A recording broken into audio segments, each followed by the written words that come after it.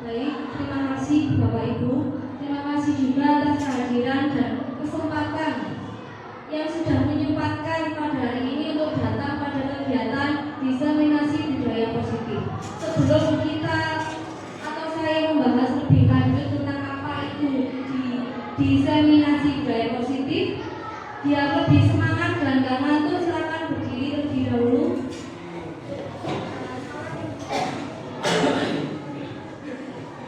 Silakan berdiri, kita ice breaking dulu gitu. Di sini ada instruktur ice breaking, nanti saya juga pengen mengeluarkan ice breaking yang saya temukan. Iya, siap.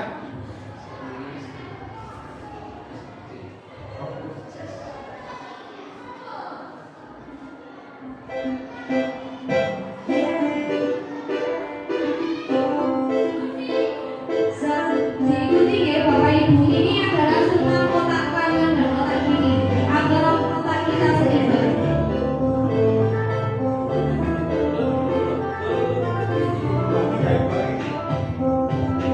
Si gorengnya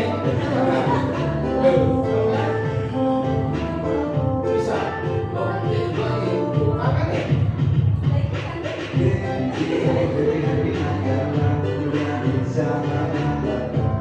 Boleh joget Bapak Ibu, jangan kaku. Masih kita lagi kan segini.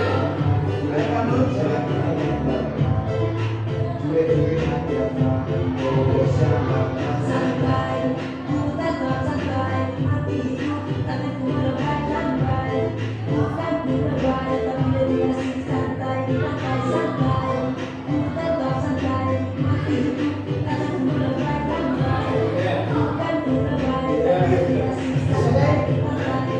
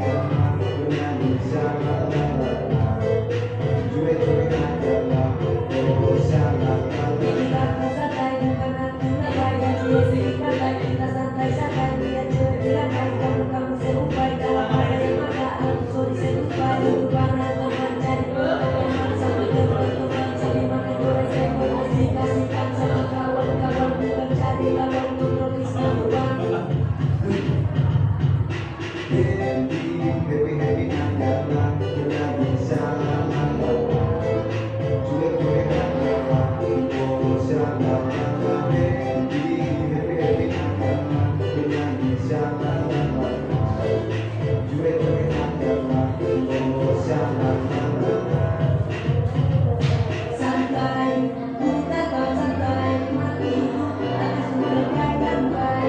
Bukan ku lebay, tapi lebih asik santai, santai, santai. Ku tetap santai, hatiku takkan ku lebay-lebay. Bukan ku lebay, tapi lebih asik santai, santai.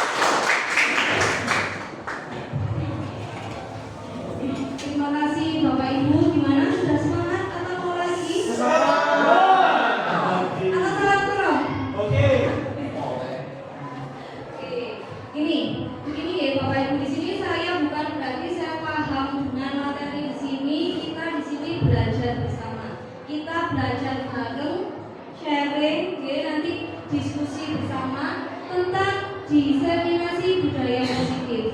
Untuk yang pertama, pengantarnya konsep di sini, konsep pendidikan menurut Ki Hajar Dewantara melibatkan pengakuan akan pentingnya budaya dan lingkungan positif di sekolah yang menempatkan murid sebagai fokus utama. Dalam konsep Ki Hajar Dewantara, pendidikan bukan hanya transfer pengetahuan, tetapi juga mencakup pembentukan karakter dan pengembangan potensi setiap murid. Oleh karena itu, menciptakan budaya dan lingkungan yang mendukung, inklusif, dan memberdayakan di sekolah menjadi kunci untuk mewujudkan visi pendidikan yang diinginkan. Nah, konsep yang nanti akan disampaikan adalah konsep inti budaya positif. Yang pertama tentang perubahan paradigma baru, kedua disiplin positif, tiga nilai-nilai kebajikan, empat kebutuhan dasar manusia, lima motivasi perilaku manusia, enam posisi kontrol guru, tujuh keyakinan kelas, dan yang terakhir nanti tentang segitiga restitusi. Yang pertama, pembelajaran dengan menggunakan paradigma baru. Pembelajaran dengan paradigma baru merupakan pembelajaran yang dirancang berdasarkan pembelajaran berdiferensiasi, sehingga para peserta didik belajar sesuai kebutuhannya berdasarkan tahap perkembangan sesuai teori psikologi modern untuk mewujudkan profil pelajar Pancasila. Di mana di sini kita punya 6 dari profil pelajar Pancasila. Yang pertama, beriman bertakwa kepada Tuhan Yang Maha Esa dan berakhlak mulia. Kedua, berkebinekaan global. Tiga, bergotong royong. Lima, kreatif. Lima, bernalar kritis. Dan yang keenam, mandiri. Berikutnya, keyakinan kelas. Tujuan dari keyakinan kelas atau kesepakatan kelas yaitu mencapai pembelajaran yang berpusat pada murid dan menumbuhkan komunikasi efektif antara guru dan murid. Yang kedua, muncul keterlibatan murid dalam menciptakan kelas yang diinginkan sehingga murid lebih bertanggung jawab akan keputusan bersama. Di sini keyakinan kelas itu yang membuat bukan hanya gurunya tapi juga siswanya, di mana gurunya berkolaborasi dengan siswanya, pengennya kelasnya seperti apa. Nah, nanti dari situ akan muncul apa saja keinginan dari siswanya dan nanti juga di akhir akan muncul keyakinan kelas yang disepakati di setiap kelasnya. Nah, ini urutan langkah-langkah utama dalam menetapkan keyakinan kelas serta pendalamannya. Di sini urutannya ini masih belum urut Bapak Ibu. Nanti silakan Bapak Ibu mengurutkan mana dulu langkah-langkah yang pertama untuk membuat keyakinan kelas. Di sini ada yang pertama itu berdiskusi mengenai gambaran perilaku yang mencerminkan keyakinan kelas. Ada mengubah peraturan-peraturan menjadi kalimat yang lebih positif. Ada juga meninjau ulang keyakinan kelas dari waktu ke waktu. Berikutnya ada berdiskusi memunculkan peraturan-peraturan yang perlu ditaati warga kelas. Ada juga berdiskusi mengenai peran seluruh warga kelas dan menyarikan peraturan-peraturan menjadi nilai-nilai kebajikan atau keyakinan kelas. Di sini saya memberi kesempatan kepada Bapak Ibu, langkah mana dulu yang seharusnya untuk membuat keyakinan kelas. Silakan diurutkan dari 1 sampai 6 monggo. Tidak harus semua monggo, yang langsung bisa menempelkan mana yang 1, 2, 3, 4, 5, 6. Yang mau maju bisa ditempelkan di sampingnya. Mencoba Pak Yusuf, silakan. Pertama, Yang satu ditempel di mana? Ya, 1 sampai 6 perkiraannya.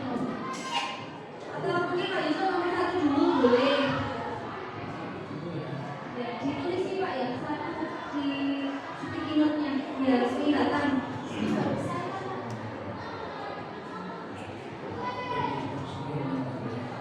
Perkiraan mana dulu langkah-langkah yang harus kita lakukan untuk membuat keyakinan kelas. Ditempelkan bisa di sini. Satu.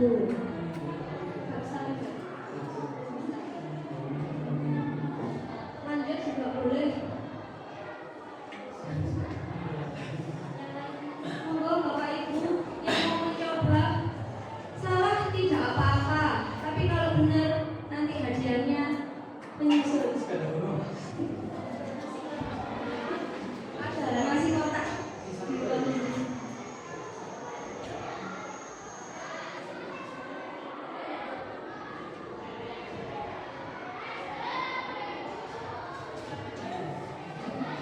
Kita lagi rasa pendapat gimana? Boleh. Tidak pendapat boleh.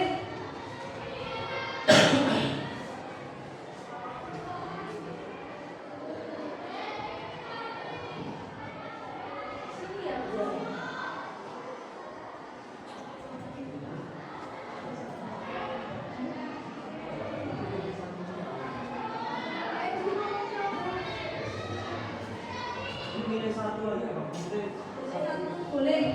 Misalkan tidak cocok sama Pak Yusuf sama sebelah sini boleh.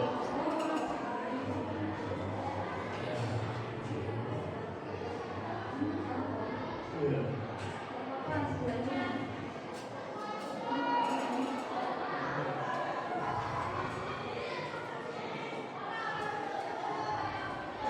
Boleh lain 4, 5, 6.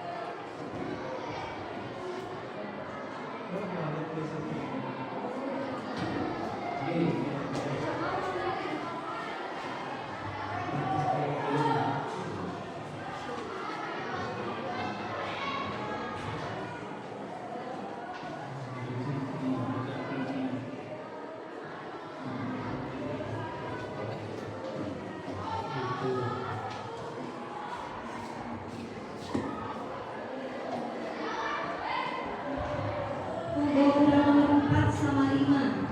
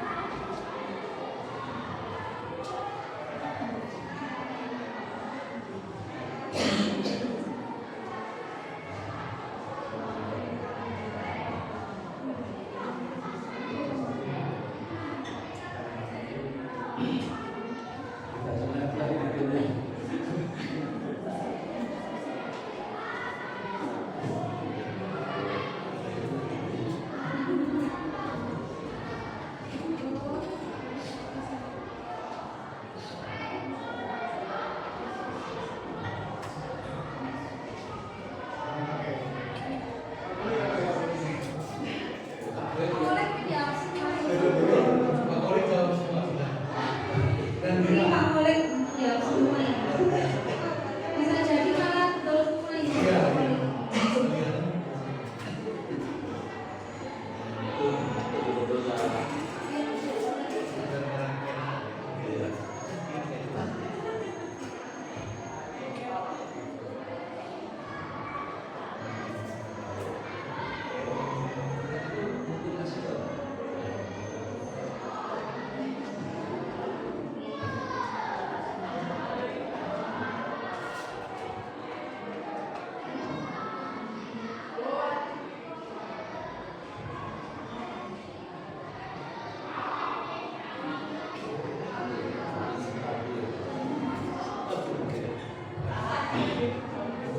Kita lihat Bapak Ibu, ini adalah jawaban dari Bapak Ibu semua. Apalagi ini khusus AA menjawab semuanya. Ya, mari kita lihat jawaban yang pertama. Langkah apa yang harus kita lakukan untuk membuat keyakinan kelas?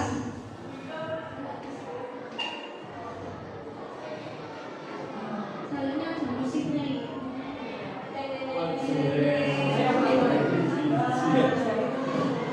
Nah ini langkah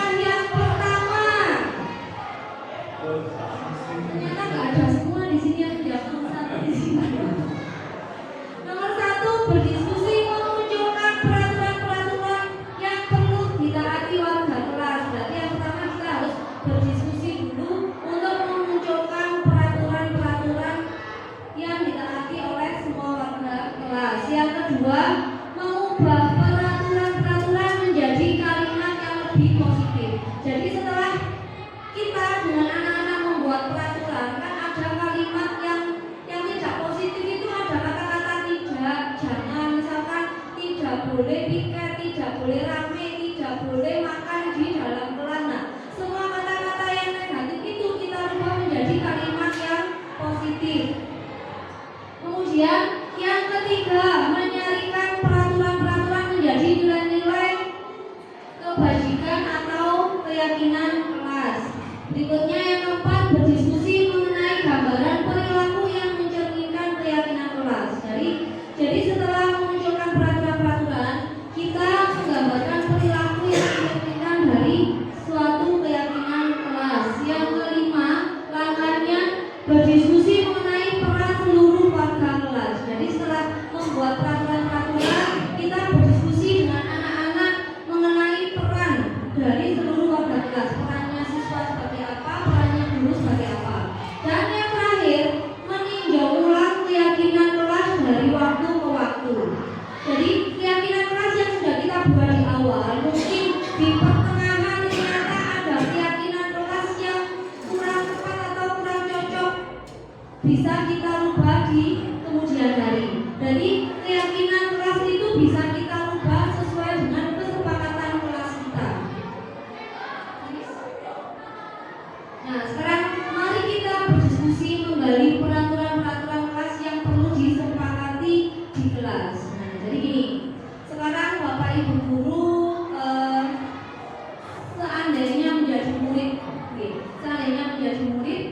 Bapak Ibu di sini menginginkan kelas yang seperti apa? Biar Bapak Ibu guru atau siswa-siswa di sini itu nyaman belajar di dalam kelas. Silakan dituliskan di sticky note yang sudah dibagikan, nanti bisa ditempelkan di sini. Bebas mau menuliskan apapun. Itu seakan Bapak Ibu guru menjadi seorang murid.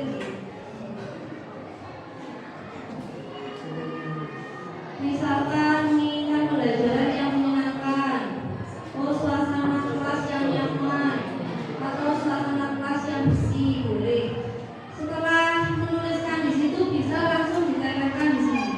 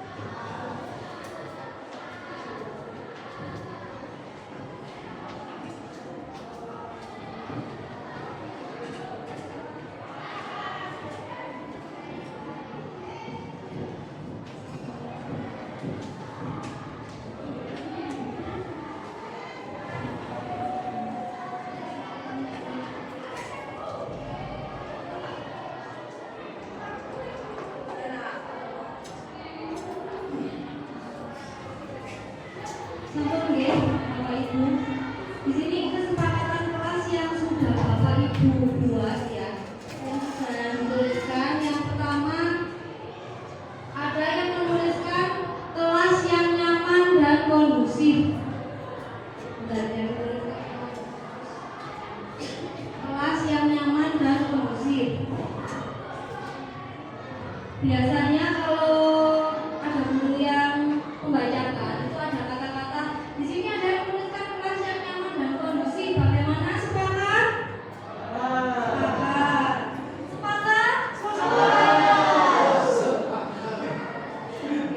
Yang kedua, kelas yang bersih dan rapi. Bagaimana, sepakat? Yang ketiga, adanya saling tegur-menegur dengan tanpa ada kekerasan pada temannya yang melanggar di kelas. Jadi ininya adanya yang menegur tanpa adanya kekerasan dengan temannya yang melanggar peraturan kelas.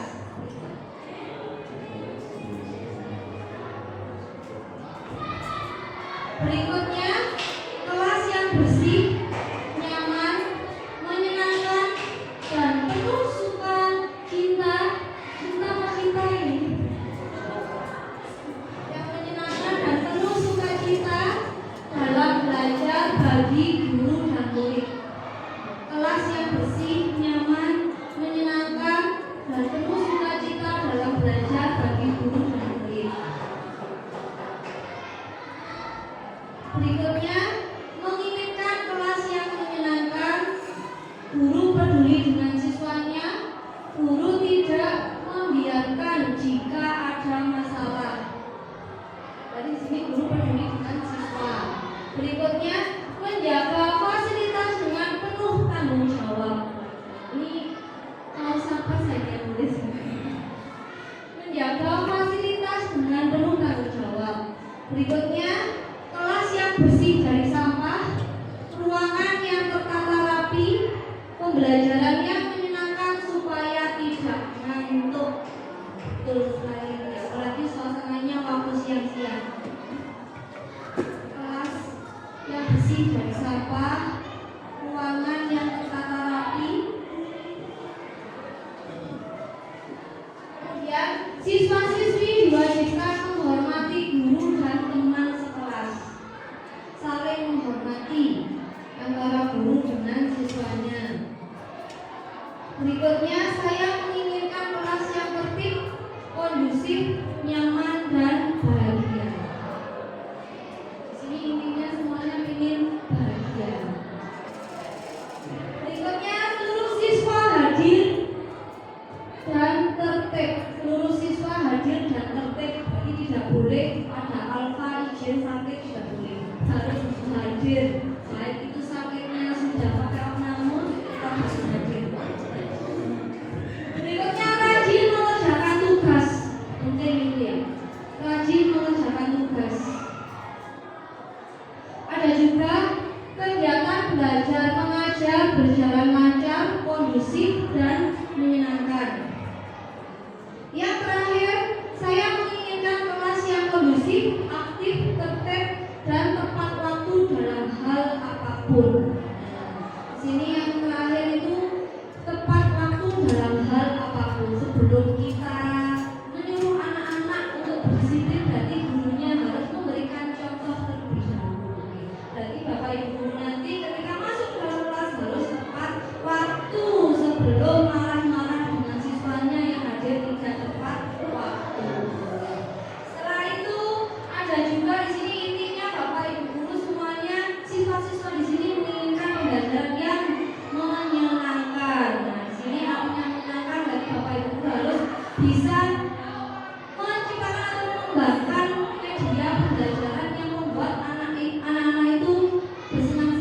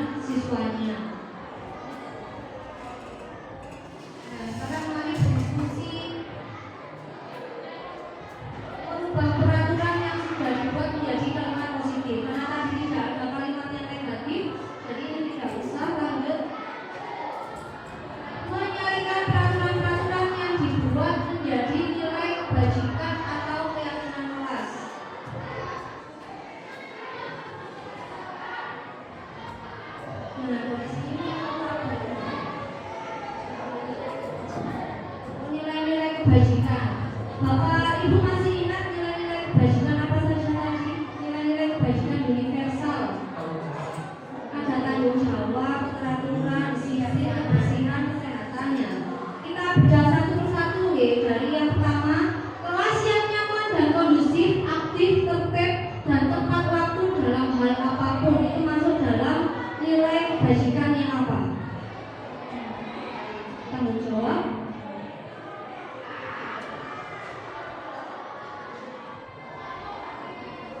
Yang kedua, kelas yang bersih dan rapi. Masuk nilai kebajikan. Kebersihan.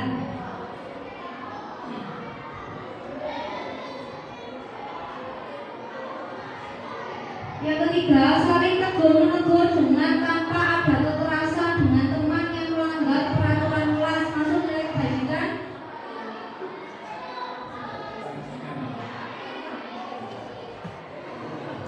Kebajikan yang apa?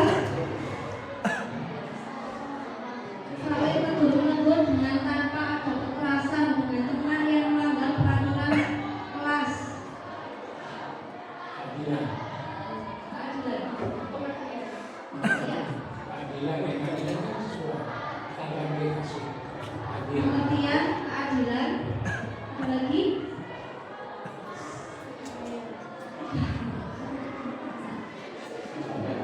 Ya, pengertian dan keadilan ya. Berikutnya, kelas menyenangkan dan penuh sukacita dalam belajar bagi guru dan murid. Kebahagiaan.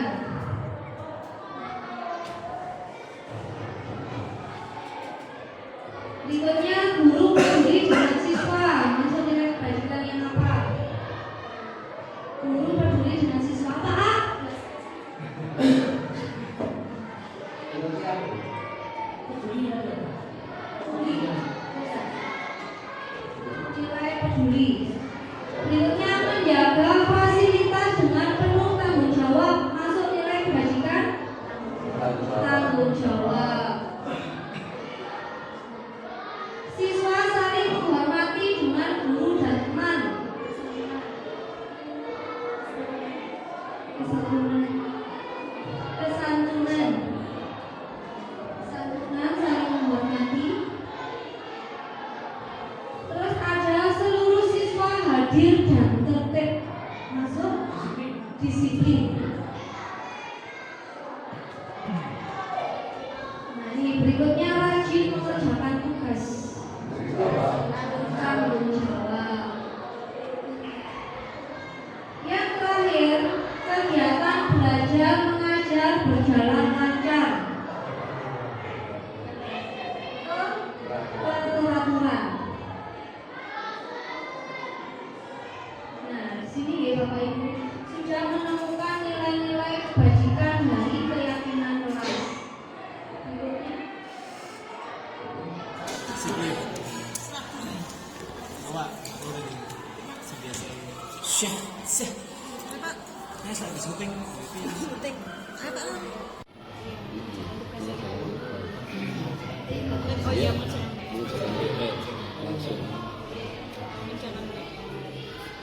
Dok, dewan PT aku lak diri.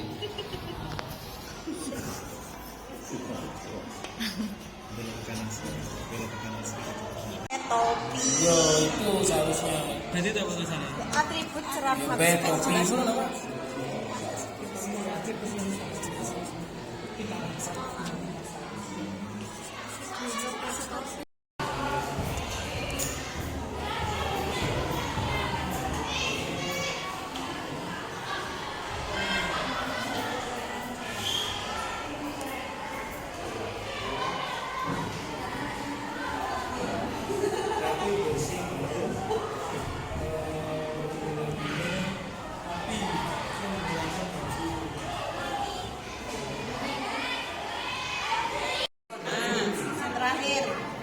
Mengerjakan tugas sesuai deadline.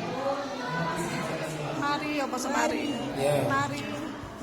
Mengerjakan tugas. Ayo kita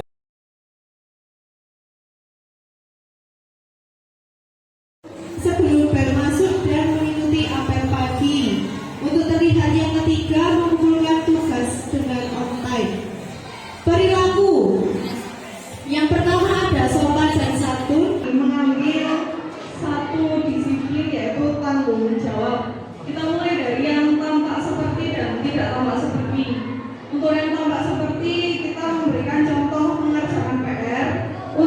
tidak tampak sepertinya tidak mengerjakan PR. Lalu selanjutnya yang kedua, piket ruang kelas. Tidak tampak sepertinya tidak piket ruang kelas. Lalu yang ketiga, menjaga fasilitas sekolah. Tidak tampak sepertinya merusak fasilitas sekolah. Keempat, mematuhi peraturan sekolah. Tidak tampak sepertinya melanggar peraturan sekolah. Lalu yang terakhir, mematuhi kesepakatan kelas dan tidak tampak sepertinya melanggar kesepakatan kelas. Lalu langsung saja yang di tabel Y, terdengar jangan merusak fasilitas sekolah, jangan lupa PR-nya ya. Ayo siapa yang piket hari ini, jangan terlambat ya. Lalu yang terakhir, kesepakatannya harus dipatuhi ya. Terlihatnya merawat fasilitas sekolah, mengerjakan dan mengumpulkan PR, melaksanakan piket, datang tepat waktu dan melaksanakan kesepakatan kelas. Lalu yang terakhir, berperilaku, tanggung jawab melaksanakan, contohnya di sekolah kita melaksanakan kamis bersih, terus kerjasama melaksanakan piket, ketiga disiplin waktu, dan yang terakhir tanggung jawab. Sekian dari kelompok kami. Baik, terima kasih untuk kelompoknya Bu Jaja. Di kelompoknya Bu Jaja tadi mengambil nilai bagikan tentang tanggung jawab. Sebenarnya antara tanggung jawab sama disiplin itu hampir sama nih, itu bulan 12. Jadi semua yang sudah Bapak Ibu tuliskan di sini antara tanggung jawab sama disiplin itu juga hampir sama. Dasar manusia, di mana seluruh tindakan manusia memiliki tujuan tertentu. Semua yang kita lakukan adalah usaha terbaik kita untuk mendapatkan apa yang kita inginkan. Ketika kita mendapatkan apa yang kita inginkan, sebetulnya saat itu kita sedang memenuhi satu atau lebih dari satu kebutuhan dasar kita. Nah, ini menurut Dr. William Glasser dalam Choice Theory. Di sini nanti kita akan mempelajari kebutuhan dasar manusia itu ada 5. Yang pertama, kebutuhan bertahan hidup. Semua manusia pasti butuh untuk bertahan hidup. Butuh apa tidak Bapak Ibu?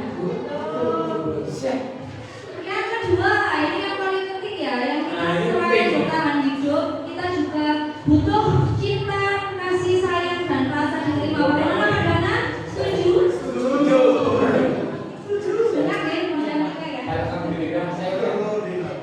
Setelah kita hidup, dimana kita hidup itu kita juga butuh rasa cinta, kasih sayang dan rasa diterima apa adanya oleh orang lain.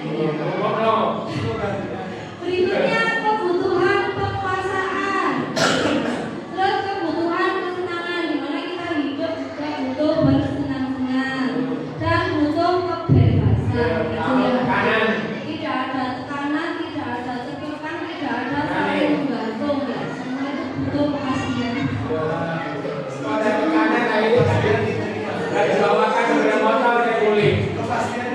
Berikutnya, nah di sini tadi ada 5 dasar kebutuhan manusia. Sekarang apa kebutuhan dasar itu yang belum terpenuhi? Di sini ada pertanyaan ada pernyataan. Aku senang main kejar-kejaran dengan ibu guru, seru. Nah itu masuk ke kebutuhan yang mana? Yang mana? Kasih sayang. Aku senang main kejar-kejaran dengan ibu guru. Apa? Oh yang tadi dimunculkan dulu. Nah ini ada bertahan hidup, rasa cinta, kasih sayang, penguasaan, kesenangan, kebebasan. Bagaimana yang tadi? Masuk ke kesenangan. Nah, main kejar-kejaran. Nah, kan seneng main kejar-kejaran sama ibu guru ya, apalagi yang antar guru juga boleh kalau makin seneng ya. Itu ada lagi. Oke, berikutnya ibu guru bilang, aku tidak boleh bersenandung sewaktu mengerjakan tugas. Katanya kelas harus tenang, tidak ada suara. Kan nggak seru jadinya. Nah, ini berarti kita butuh kebutuhan yang apa? kebebasan. Oke. Karena kita belajar itu juga bentuk kebebasan. Tidak bisa kita belajar itu dengan tertekan paksaan. Dengarkan adalah jangan fokus dengan HP.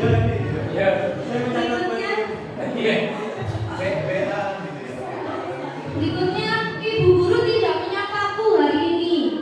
Padahal aku pakai jepit rambut baru. Nah, masuk ke kebutuhan yang apa? Ibu guru tidak menyapaku hari ini. Padahal aku pakai jepit rambut baru. Masuk ke kebutuhan yang apa?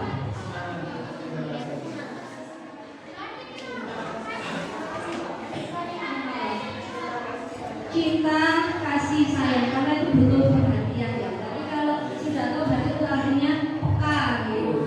Cinta, betul. Jangan diabaikan. Ganda tiga bukan. Next. Nah, aku bosen. Masa belajarnya cuma gitu-gitu aja. Dengerin ibu guru aja. Masuk ke kebutuhan apa?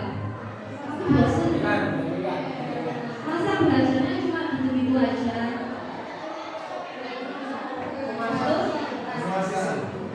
Betul ya? Penguasaan atau kebebasan?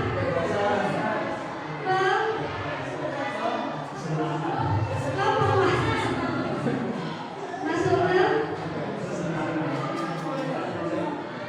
masuk apa? Aku bosen cuma gitu-gitu aja. Ya, kemana hanya mendengarkan guru saja.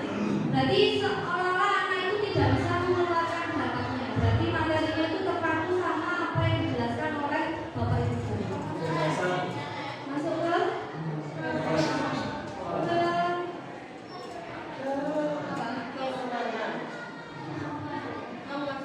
penguasaan. Kenapa aku masuk ke penguasaan?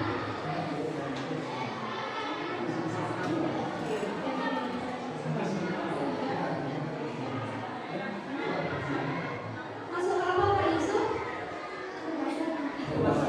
Penguasaan. Kenapa kok penguasaan? Berarti seorang anak itu butuh nilai dasar.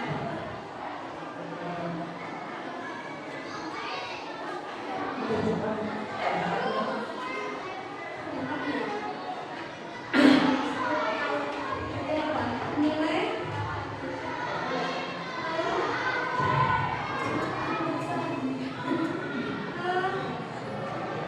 kebebasan ya, kebebasan.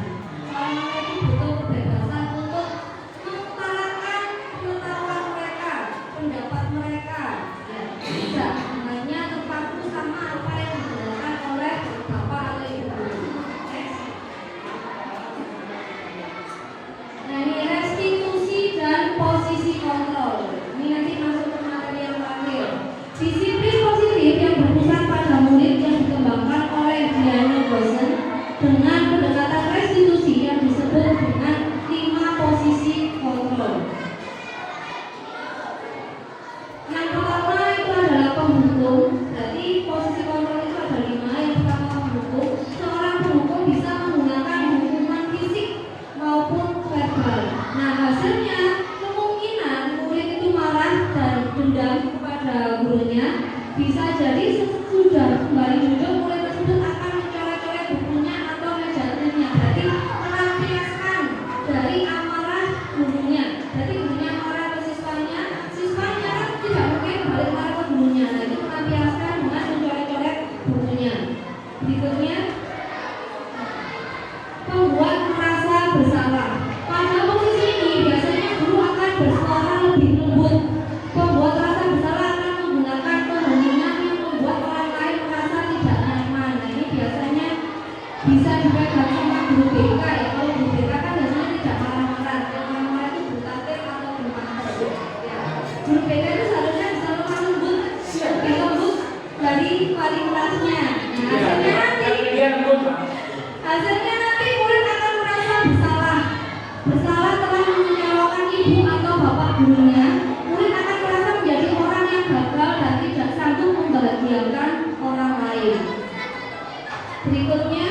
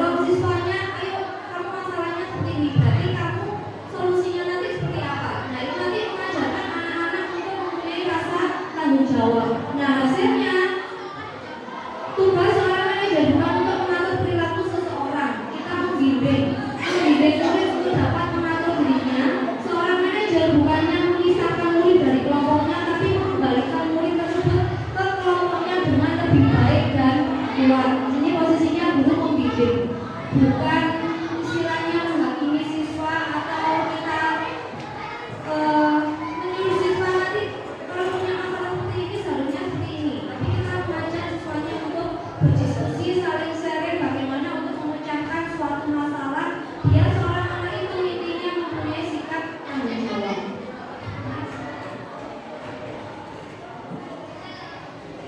Nah, ini contohnya motivasi, restitusi 5 posisi kontrol. Motivasi ada motivasi eksternal dan motivasi intrinsik. Nah, ini bisa kita ambil contoh yang seperti dikatakan yang tadi, contohnya dari guru Brawijaya. Boleh memberikan penghargaan dan seorang siswa itu akan termotivasi untuk sekolah, tapi itu akan muncul motivasinya eksternal. Nah, seringkali kita membuat seorang anak itu menciptakan atau memunculkan motivasi eksternal, tapi kesulitan kita memunculkan bagaimana kita membuat seorang siswa itu mempunyai motivasi intrinsik dari dalam diri seorang siswa. Kalau kita memberikan penghargaan, berarti seorang siswa itu bisa rajin mengerjakan tugas, itu adalah motivasi intrinsik karena ada embel-embelnya, ada penghargaannya. Tapi bagaimana cara menumbuhkan motivasi intrinsik itu agar siswa mau mengerjakan tugas dengan mendapatkan nilai yang baik, mau masuk sekolah, tapi tumbuhnya dari dalam diri siswa. Itu yang sulit bagi seorang guru untuk menumbuhkan motivasi intrinsik.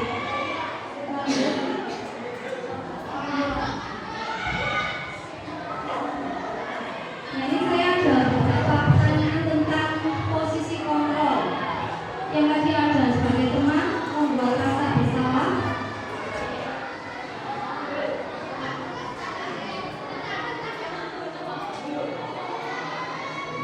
Nah, ini posisi kontrol, ada pernyataan saya kecewa sekali dengan kamu. Boleh dengan gue ya. Segini dia Pak. Saya kecewa sekali dengan kamu. Kira-kira masuk ke posisi kontrol yang mana? Sebagai tenankah, membuat rasa bersalah, atau manajer, atau penghukum? Masuk ke rasa bersalah. Masuk ke pembuat rasa bersalah. Berikutnya, kamu tidak pernah benar melakukannya. Sekarang lari keliling lapangan 2 kali. Nah, ini masuk ke posisi kontrol ya.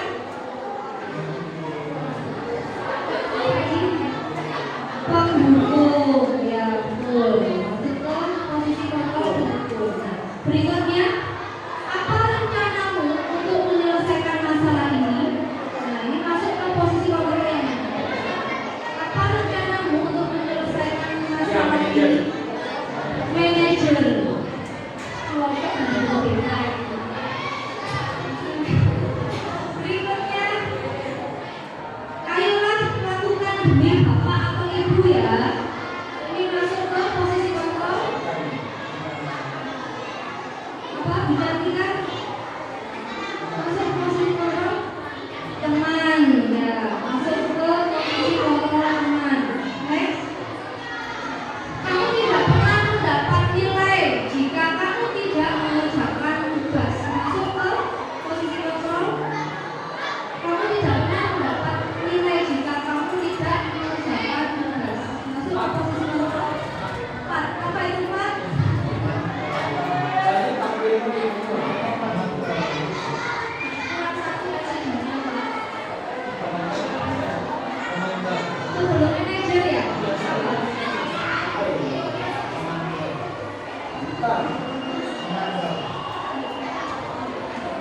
Masuk ke konsekuensi. Ini yang 4 itu belum manajer. Lagi. Ini lanjut ke restitusi. Nah, ini ada cara bagaimana kita memposisikan sebagai manajer. Cara menangani siswa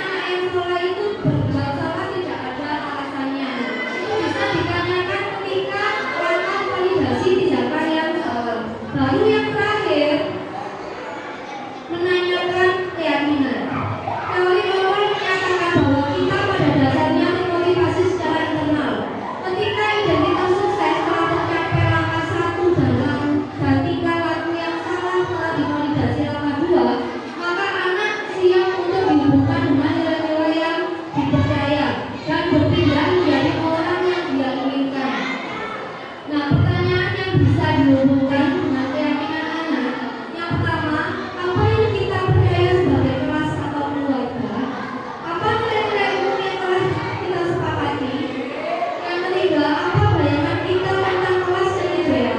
Dan yang terakhir bisa menggunakan pertanyaan, kamu mau jadi orang seperti apa? Nah, jadi langkah yang terakhir ini, setelah menanyakan alasannya, alasan mengapa berbuat salah, bisa ditanyakan yang di akhir, keyakinan apa yang sudah melanggar kesepakatan yang sudah dibuat dan disepakati oleh kita bersama ketika di kelas, misalkan seperti itu. Nah, biar Bapak Ibu lebih paham lagi, ini ada contoh kasus. Oke, nanti Bapak Ibu dibagi menjadi 2 kelompok. Setiap kelompok menganalisis satu kasus. Video ini Bapak Ibu akan lebih paham bagaimana membuat resolusi, cara menangani permasalahan siswa yang memposisikan diri sebagai manajer.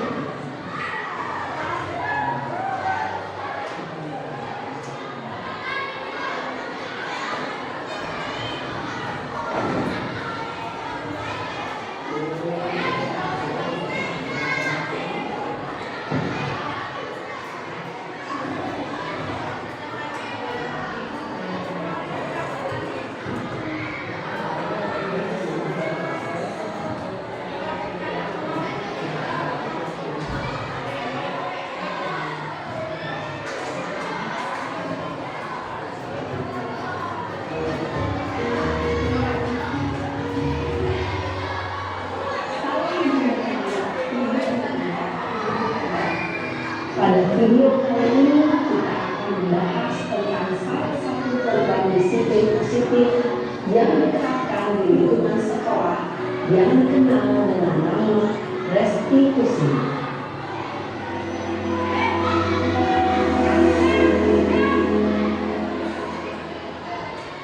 Restitusi dikenal oleh pakar pendidikan dan dosen berlandaskan pada teori kontrol Napoleon Weiser. Segitiga restitusi adalah suatu proses dialog yang dijalankan oleh guru atau orang tua agar dapat menghasilkan murid yang mandiri dan bertanggung jawab. Pada saat guru posisi manajer, aspek yang dikembangkan pada murid adalah motivasi intensif, sehingga penanaman nilai-nilai kebajikan dapat tumbuh dan berkembang menjadi suatu kebiasaan positif yang akhirnya membentuk karakternya. Proses dialog ini terdiri dari 3 langkah yang digambarkan pada ketiga sisi pada segitiga restitusi. Sisi pertama adalah menstabilkan identitas. Sisi yang kedua adalah validasi tindakan yang tepat. Dan sisi yang ketiga adalah menanyakan keyakinan. Ibu dan Bapak Guru berikut ini akan menunjukkan bagaimana seorang guru berada dalam posisi manajer menggunakan penerapan segitiga restitusi.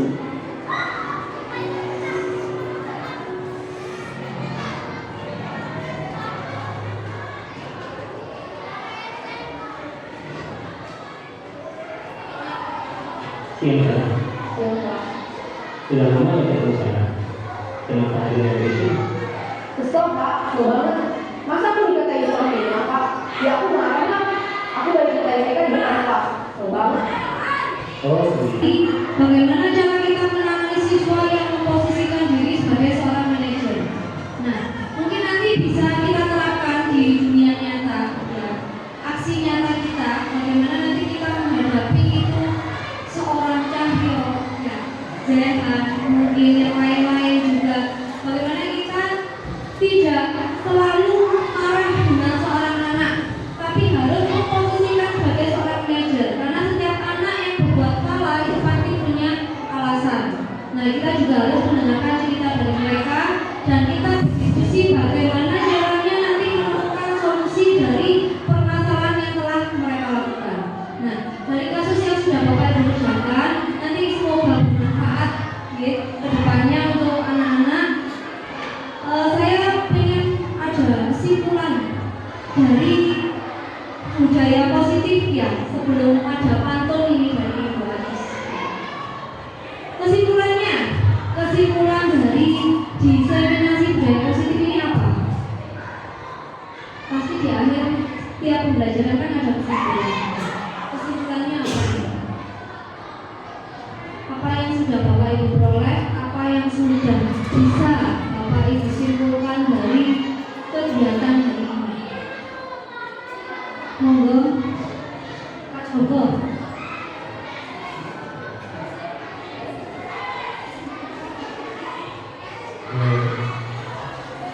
Disiplin positif yang kita pelajari ini sangat penting untuk meningkatkan kebiasaan kita di kelas.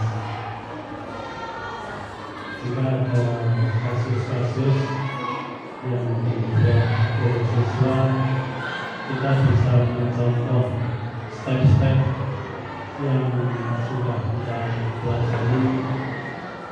Di antaranya tadi menstabilkan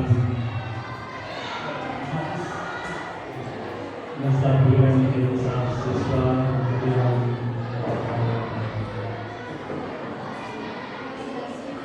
memvalidasi tindakan mereka, kemudian menanyakan keyakinan dari tindakan mereka. Terima kasih untuk teman-teman yang kami lakukan.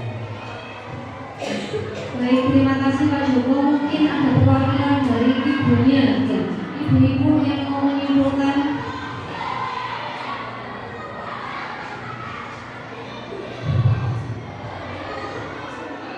Ini, sebelum saya tutup nanti ada pantun dari Ibu Atus ya. Saya tutup dulu. Terima kasih atas perhatiannya Bapak Ibu sudah mengikuti kegiatan diseminasi budaya positif hari ini.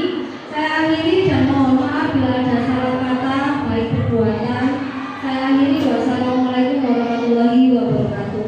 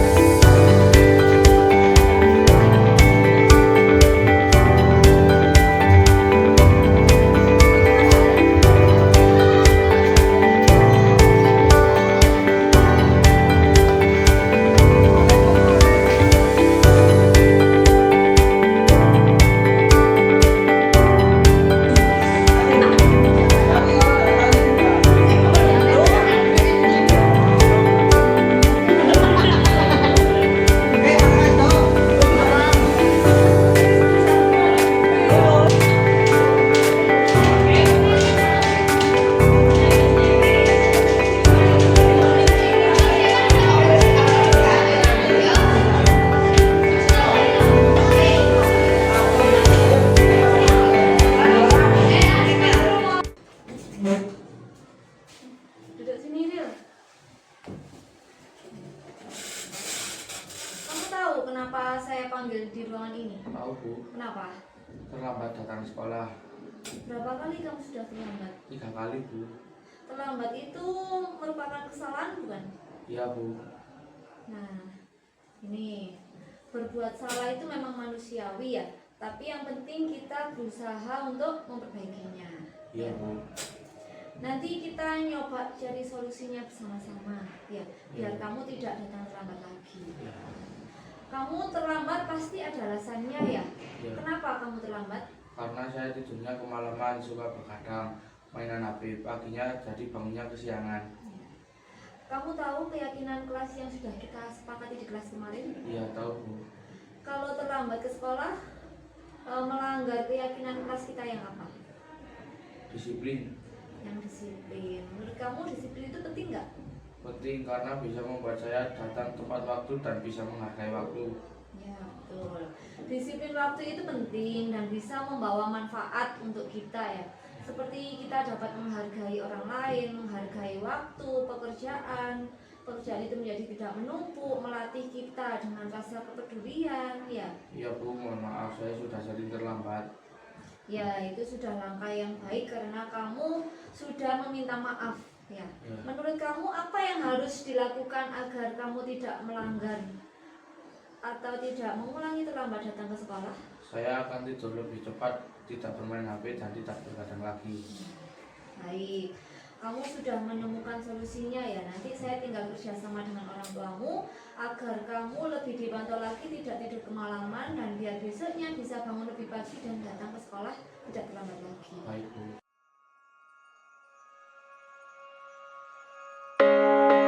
Assalamualaikum warahmatullahi wabarakatuh. Saya Ariel dari kelas 9A. Terima kasih Bu Evi selaku wali kelas di 9A sudah diajak berdiskusi untuk menemukan solusi dari kesalahan yang telah saya lakukan. Saya tidak akan mengulanginya lagi dan akan datang tepat waktu di sekolah.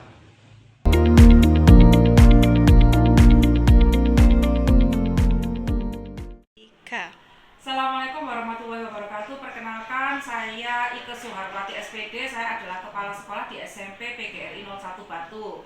Saya ingin memberikan umpan balik terhadap diseminasi yang disampaikan oleh CGP kemarin, yaitu tentang budaya positif. Itu adalah hal baru dan juga ilmu baru bagi teman-teman yang ada di sekolah kita ini, dan saya sangat mendukung sekali. Kemarin ada beberapa hal yang disampaikan tentang budaya positif, yaitu kemarin keyakinan kelas, ada juga posisi kontrol, kebutuhan dasar manusia, dan juga penerapan segitiga restitusi.